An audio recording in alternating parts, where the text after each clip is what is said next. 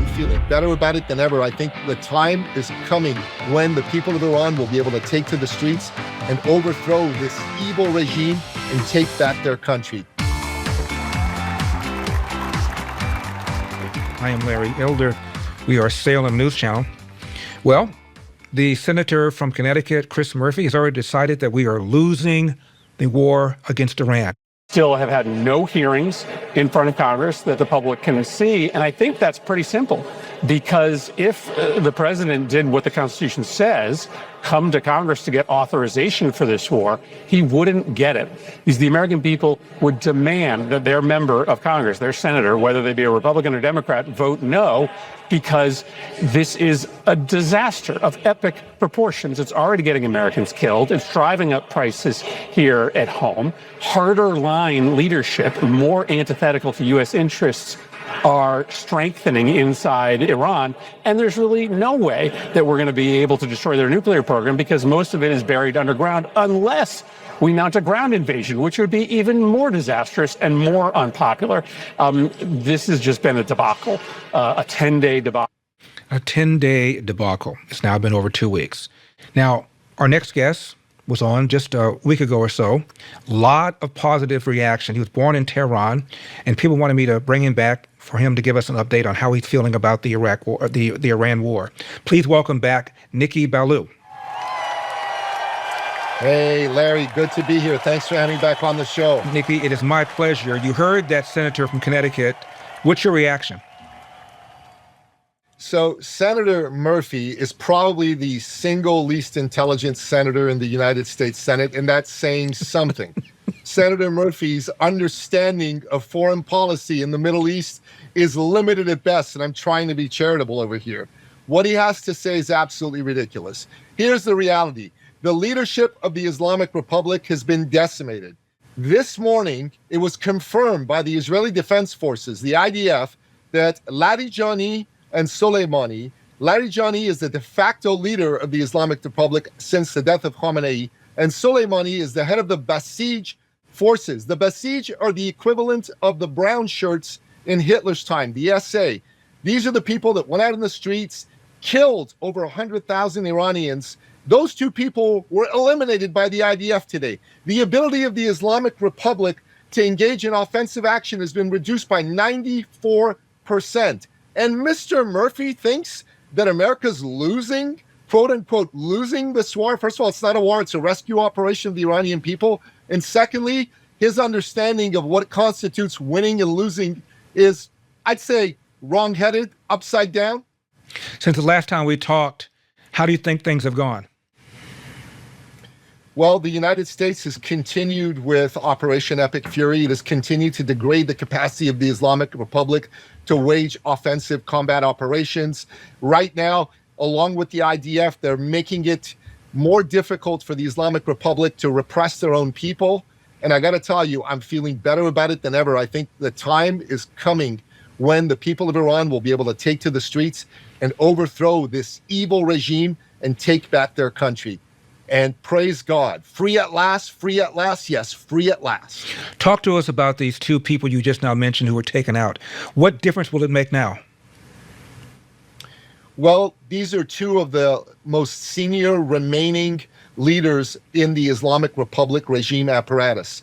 The fact that they've been taken out is going to cause a lot of the people in the lower ranks to start to feel even more depressed about their situation, and the calls for them to quit, to defect to the other side, to the side of the Iranian people and His Highness, the Crown Prince Reza Pahlavi, are going to be ever more attractive. I'm telling you, the Islamic Republic is on the ropes. The United States is kicking butt and taking names. If you guys had the same type of media that you had in World War II right now, they'd be singing the praises of America's GIs. They'd be singing the praises of President Trump. And they'd be talking about the folks in the Islamic Republic like the evil bastards that they are. It's incredible. These guys are just like the media war during the Vietnam War. Larry, I'm reading a book by Patrick Buchanan. It's called Nixon's White House Wars. And in this book, he talks about how the American media during Vietnam was so anti-Nixon and anti the war that they actually would slant all the news in order to hurt America's chances and hurt America's cause.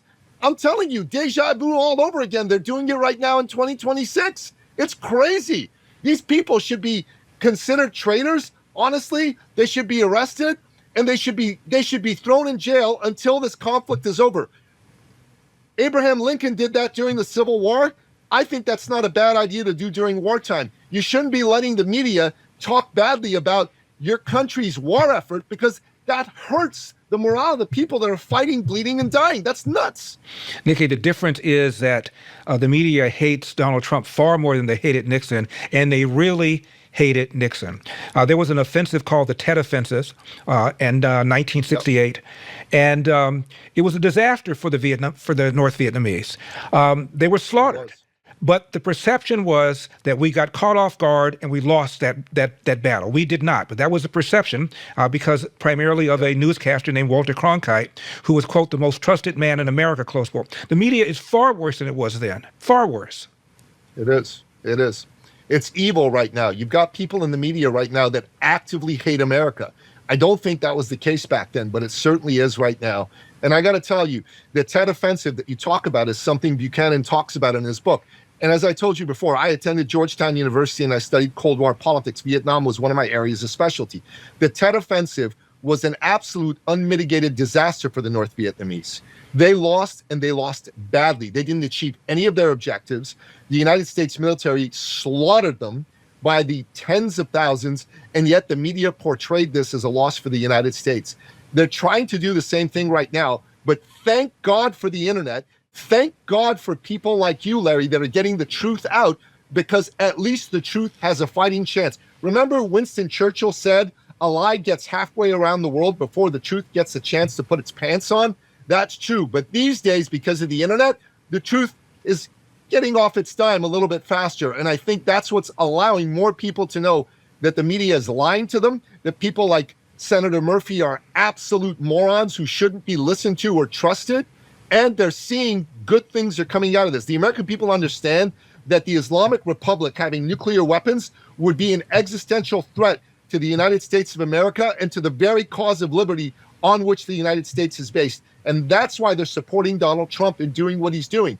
They don't want us to back off until we defeat these guys. Even if they thought that going into Iran was a bad idea to begin with, which I think is not correct. While America's fighting, the silent majority wants us to fight to win, and that's a good thing.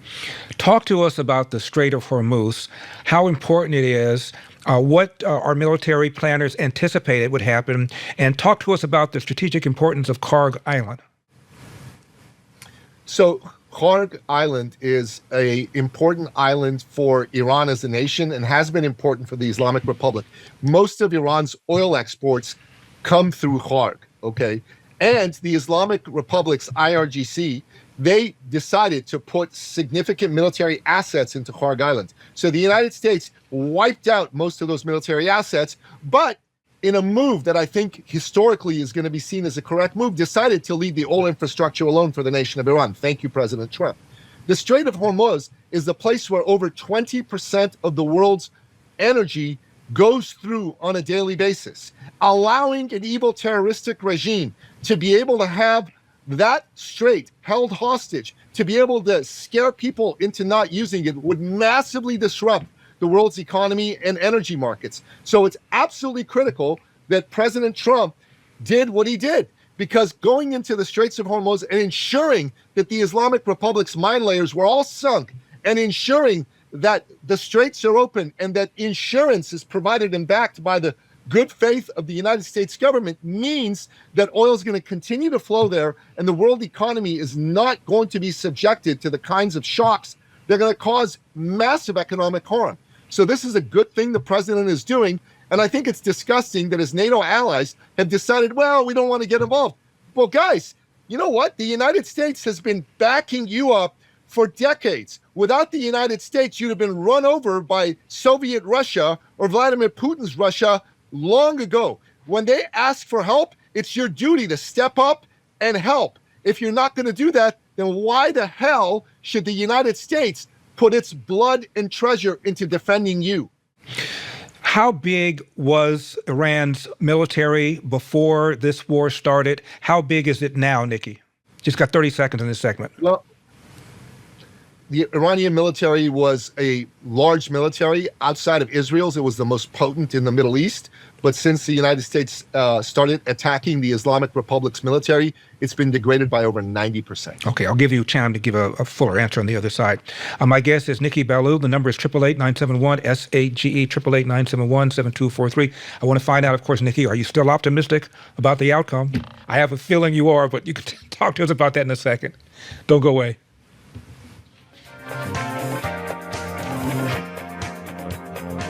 You said earlier today that the new Supreme Leader, Mutawalliq, maybe you don't know if he's dead or alive. There are a couple interesting reports about him today. There's one report that he just narrowly escaped death in the first airstrikes by stepping out into his garden. There's another report that he may actually be gay despite leading the theocracy that hangs gay people. How do you determine what's true, and do you have an assessment of this? Well, so far nobody knows. If you look at his father, he used to give talks a lot, talking about death to America. He'd say death to America all the time. When they say death to America, you should believe them, because that's what they would have. If they had a nuclear weapon, they would have used it. But they never had the chance. I never gave them the chance to use it. And other presidents should have done. I spoke to one of the former presidents who I actually like. I actually speak to some. I do like some people, be shocking. And he said, I wish I did what you did. Could have done it. Other presidents, somebody should have done it. 47 years this went on. He didn't respond to the part about the new leader being gay. We'll talk about that later on. Before you analyze the state of the Iranian military, President Trump was told that the new leader might very well be gay. Have you heard that? I have. And I don't have any inside intel to give you, but it could very well be true. There are a lot of people in Islamic countries who are gay and hide it from people because, frankly, in the Islamic Republic, if it becomes public that you're gay, they'll throw you off a building or hang you from a crane. It's not a pleasant fate to behold. I got to tell you, if this fellow is indeed gay, that's one piece of empathy that I have for him. But in no other way do I have empathy, because being gay in a repressive theocratic country is no fun. I've read that he is married, did not have kids for a long time. His father was concerned about it. He underwent therapy in order to presumably make himself fertile. But he does have a child now, correct? That's right. He does. But he hasn't been seen in public, Larry. This is like a Kafka-esque thing. But when they announced that he was going to be the leader, Mujtaba Khamenei, they brought a cardboard cutout of him to the press conference. Not the actual person, but a cardboard cutout. This is the sort of thing you see on a Saturday Night Live skit, my man. Our leader's dead. Let's bring the cardboard cutout and say, this is our new leader. Man, that's almost what happened in the United States under the Biden years, right? Because Biden was so cognitively challenged that people had to translate for him often, because whenever he'd speak to the public, you could see that he was brain dead practically. And So- in Mujtaba Khamenei's case, he may actually be dead. And this is something they don't want to let the public know about right now, which is why they haven't brought him in public, and they bring a cardboard cutout of him to meetings. So these two military leaders you just now mentioned have been taken out by the IDF. So who's running the country now, Nicky?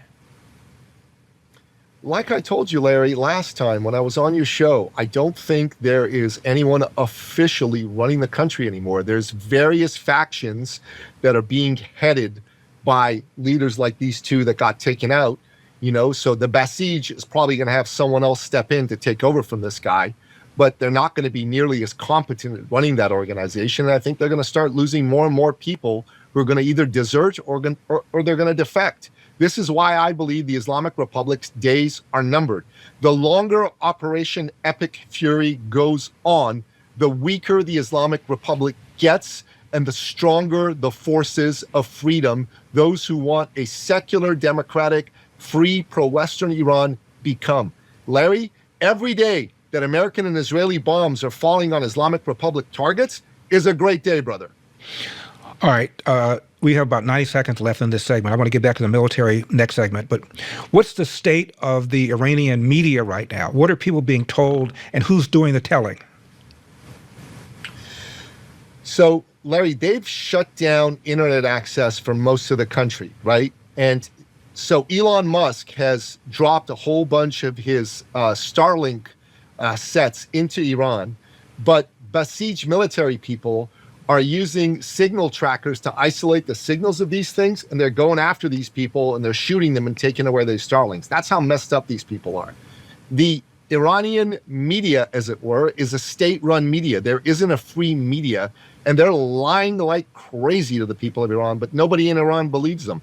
The good thing about having grown up in a totalitarian country like the Islamic Republic is that you learn to distrust the media. You Americans could take a page from the Iranians' playbook when it comes to that, Larry. We come back. I want you to tell me the size of the military when this operation began. What is it right now? How many are left? Talk to me about the Basij. How many people involved in that? And then I want to hear your timetable. What do you think is going to happen? Ladies and gentlemen, I give you Joy Ann Reid. But by the way, our regime is not good. Our regime has secret police. They have secret police. Our regime is oppressing women, taking away abortion rights, taking away women's rights in like 26 states, some states where they're trying to have the death penalty for having an abortion. They also oppress women. They have the highest rate of women who are in STEM careers. We're kicking women out of the military, out of university. We're saying that DEI means women can't be hired for high positions in the sciences. We're marginally better. And we're doing it for Christianity. They're doing it for Islam.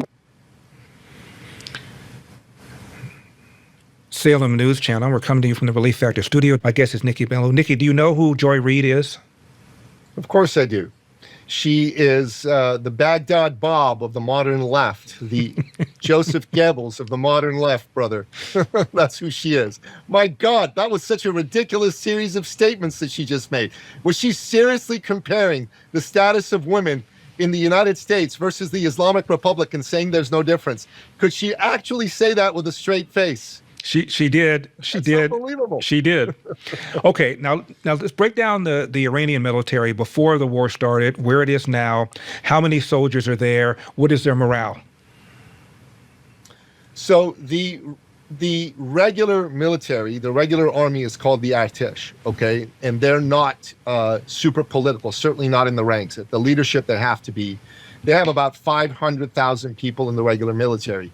Many of the political leadership have been killed. In fact, the majority of the high-level generals in the Artesh have been killed. There are a few that are still around, but not that many. The IRGC and the Basij are the political forces. They're the equivalent of the SS and the SA in Nazi Germany, okay? And the IRGC top leadership has been absolutely decimated, and Basij has had its leader just be killed, as I told you, okay? His name was Soleimani. And what the size of those organizations together, Basij and IRGC, is about 250,000 people, okay?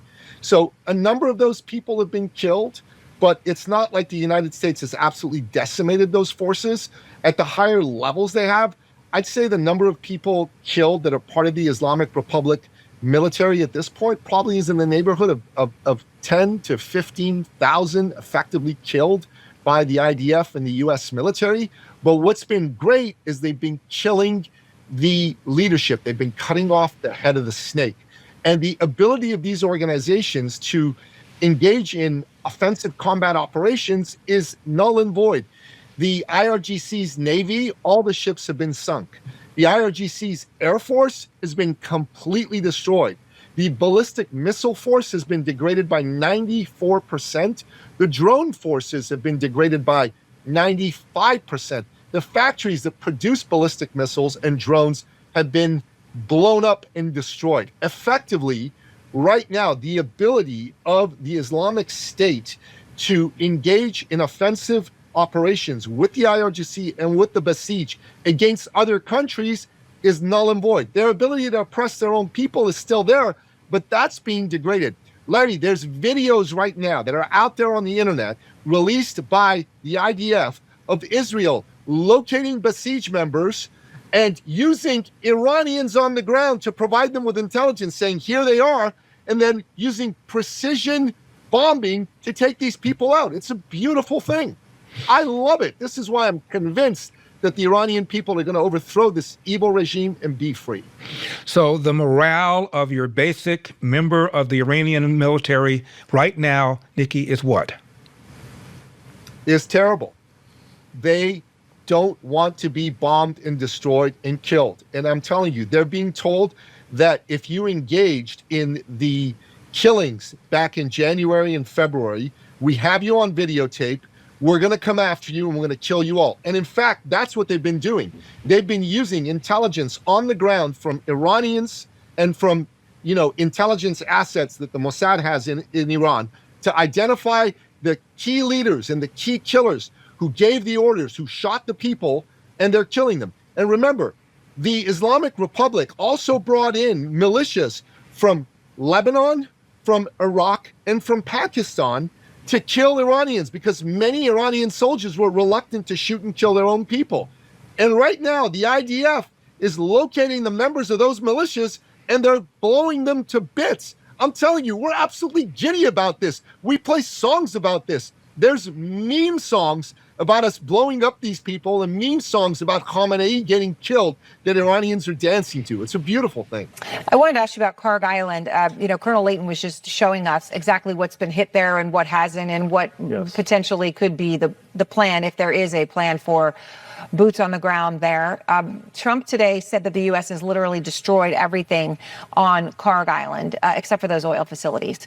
But he's left open the door for the future. And in fact, Senator, this is amazing. He has been talking about seizing Karg Island since at least 1988. All right, 1988. This is incredible. It's not as though he knew where it was and he was talking about seizing it. In an interview with The Guardian, he was promoting his book, The Art of the Deal. And he said, this is 1988, quote, "I'd be harsh on Iran. They've been beating us psychologically, making us look like a bunch of fools. One bullet shot at one of our men or ships, and I'd do a number on Karg Island. I'd go in and take it." What does that say to you, Senator? I mean, this has been on his mind, this specific island, Karg Island, that he knew by name since 1988. Well, I think a lot about the Marines that he's sending over to the region right now. There are only two logical explanations for that. One is taking Karg Island, and the second is Isfahan, where nuclear materials may well be buried under the rubble. But because Karg Island carries that 90% of the oil that Iran produces, it's really a chokehold over Iran. So the idea has always been kind of floated that if you control that island, you can really extract enormous concessions from Iran because they wouldn't be able to transport and sell their oil. The president, he's also threatened to respond by taking out the pipes and the tanks, the oil pipes and tanks. So it's blowing up if that happens, that takes away the strategic value of controlling Karg Island in terms of negotiations with Iran. I am Larry Elder. We are Salem News Channel. My guest is Nicky Billou. Nicky, is the military getting paid? The short answer is not anymore. The United States and Israel launched a cyber attack on the main bank, the Sepah Bank, which pays these folks, and they're not able to operate as usual. Now, they may have some cash reserves that they're paying their most favored leaders, but the average soldier, the average policeman is no longer getting paid. And I've read that the average Iranian can no longer go to an ATM and get money. That's correct as well. Wow. The ability to make drones. Drones are not terribly expensive to make. I'm assuming their ability to replace the drones that they've used has been severely diminished. Talk to us about that. It's at zero right now. The main production facilities and manufacturing facilities have been destroyed by the United States and Israeli Air Force. They can't do anything. They've effectively, the Islamic Republic has lost this war. Donald Trump, when he says, I want to negotiate with these people, that's not really what he's saying. What he says is, I'm waiting for them to surrender unconditionally. Mm-hmm. Because he's going to keep hammering them until they yell, uncle, or until they're so weak that America can stop bombing and the Iranian people can rise up and, along with the defections, in the Artesh and even in the IRGC and the Basij, they're going to have enough strength to be able to take over the government. One of those two things is going to happen. I hear you saying, Nicky, in different words, that Trump's real goal, whether he says it or not, is regime change. Absolutely it is. He is the modern FDR. He has decided that we're dealing with the modern equivalent of the Nazis in the Islamic Republic. There's no negotiating with these people. They want to destroy America. That little clip that you played earlier, Larry, where he said, when they say death to America, believe them, that tells me that you've got a president who has a clear-eyed understanding of the threat posed by the Islamic Republic and is not interested in leaving them in place so they can menace the United States and the free world again. He's out to destroy them and to make sure that they cease to exist. He's going to do what Ronald Reagan said back in the day about the Soviet Union. He's going to dump them on the ash heap of history. Are people, Nicky, in Iran getting up and going to work? Are nurses going to hospitals? Are teachers going to schools and teaching? What's the daily life now for the average Iranian? Honestly, for the most part, they're sheltering in place. They've stopped going in to work. I mean, the Crown Prince has asked Iranians that work for the government, the bureaucrats, to stay home, and they're listening to him. And for the average person, if you're not getting paid, what's the point in going to work? You've got to find a way to make sure that you can feed your family and stay alive until the bombing ends.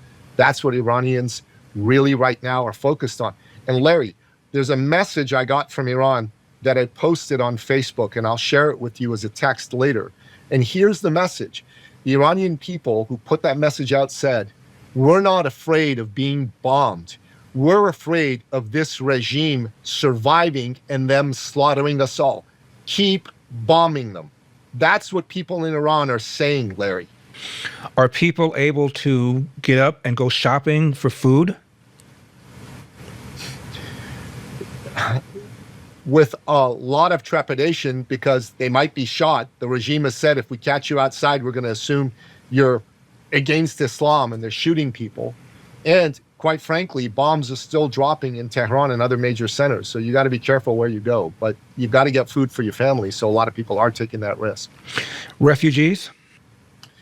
Not so far. Not so far. And, touch wood, we'll be able to overthrow these guys. And I think once that happens and a transitional government under the Crown Prince comes into Iran, there'll be a flood of money coming in, and we won't see the refugee crisis happen in Iran the way it did in Syria. But who knows? Iran has bombed some 12 states or so in the Gulf. What are the Gulf states thinking? What are the Gulf states telling Donald Trump?